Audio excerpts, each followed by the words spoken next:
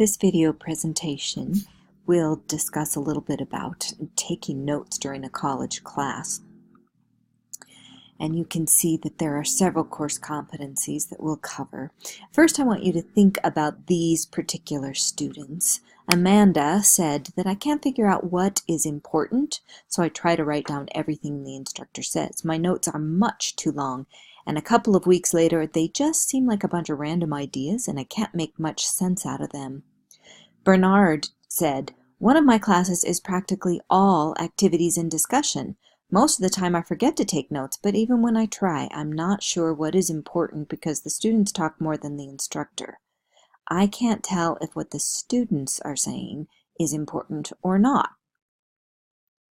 Cecilia says, I never had to take notes in high school.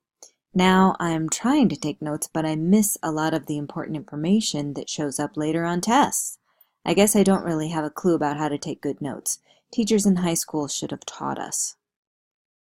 Diego said, I get totally confused trying to understand my philosophy instructor. He jumps all over the place and uses terms I've never heard of. Plus, he has an accent that's really difficult to understand. I tried recording the lectures, but when it comes time to study, I feel overwhelmed by how many hours of recording I need to listen to.